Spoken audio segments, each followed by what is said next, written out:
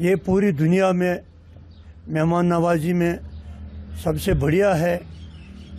और आज तक पिछले 30 साल से जितने भी यहाँ हालात मुख्तलिफ हालात हुए, लेकिन जितने भी टूरिस्ट आए, अमरनाथ यात्रा आई, हमने उनको गले लगाया और जब जब भी उनको मुश्किलात आए अपने घरों में, अपने मसाजिदों में, अपने खानकाहों में उनको पनाह दी और उनको मेहमान नवाजी से नवाजा। लेकिन ये जो आज एक सानिया इस मुल्क कश्मीर के हर एक शोबे में आया, जिसमें सबसे जो रीढ़ की हड्डी है यहाँ की सयाहत है, जिस पर लाखों लोग इस वक्त अपने पेट को पाल रहे हैं। मुझे बहुत दुख है सब कश्मीरियों को, क्योंकि ये इंसानियत के ख़िलाफ़ है और आज तक इतनी भरभरियत हमने किसी जगह नहीं देखी कि बाप बेटा माँ सब एक ही जगह हो गए, वहाँ से बाप को निकाला जा रहा है और उसके साथ ये हो रहा है। इस पर हम सब जो हमने दिखाया कश्मीरियों ने कि एक दिन का हड़ताल भी किया है और आज भी सब हम दुखी हैं कि इस कश्मीर में क्या आंख लग गई। हम यही चाहते हैं, अल्लाह से यही दुआ मांगते हैं कि जल्द अज जल्द जो ये गहरा ज़ख्म आ गया हमारी इंसानियत पर, कश्मीरियत पर, इसके अल्लाह के तरफ से इस पर कोई रहम आ जाए और ये कौम और उसी रास्ते पर चले कि बहुत से मेहमान आए, बहुत से टूरिस्ट आते रहे और इस कश्मीर को और सजाते रहे। सबसे पहले ये कश्मीरियों की बदकिस्मती है, क्योंकि हर दौर हर हाल में कश्मीर ने अमन चाहा है। कश्मीरी दहशत पसंद नहीं है, हम अमन चाहते हैं।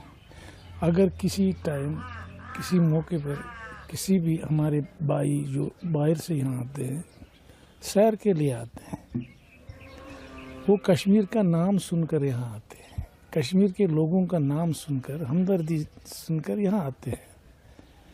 मगर ये हमारी बदकिस्मती है। क्या पता क्या हुआ, मगर अगर ना कश्मीरी को अपना मज़हब इजाज़त देता है खून खराबा करने की, ना इस्लाम इजाज़त देता है।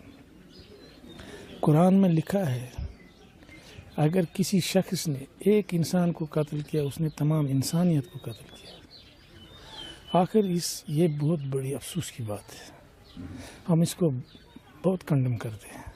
जहाँ तक ताल्लुक़ है कि हम हिंदुस्तान में रह रहे हैं और हम शौक़ से कहते हैं कि वी आर इंडियन, तो हमारे अपने मुल्क से प्यार है। तो जय आप कह रहे हैं कि जैसे ये अटैक हुआ तो जब इसको हम बार बार सुनते हैं तो ऐसे अल्फाज है नहीं कि इंसान को रोना आता है, क्योंकि ये तो सरासर ऐसे एक कानूनी इन्होंने यानी गिरी हुई कदम उठाए जिन्होंने किया है। मैं एक बात इसका शेयर करता हूँ कि हमारे बहुत बड़े बुजुर्ग गुजरे थे, जनाब मोहतरम एक मुसन्निफ थे, अल्लाह के नहीं थे, इमाम गज़ाली रहमतुल्लाह, हर एक जानते होंगे। वो कहते हैं कि इंसान जो है, इंसान अलग चीज़ है, लेकिन इंसान अगर शक्ल से और उसमें अगर दरिंदाना खसलत हो, वो इंसान नहीं बन सकता है, वो वही दरिंदा है, वो वही भेड़िया है। अगर कोई किसी को शाम इंसान को डसता है, एक मिसाल है, इंसान को डसने से शाम को कोई फायदा नहीं है, कोई बेनिफिट नहीं है कि उसको कोई टॉनिक मिल जाएगी इंसान, लेकिन उसकी फितरत है। इसी तरह भेड़िया है, भेड़िया का मतलब के तौर पर खून बहाना, किसी का कत्ल करना, मारना। अगर इंसान में भी यही खसलतें पैदा हो जाएगी तो फिर इंसान तो वही भेड़िया है, ये तो शक्ल से इंसान है, इंसान तो हो नहीं सकता।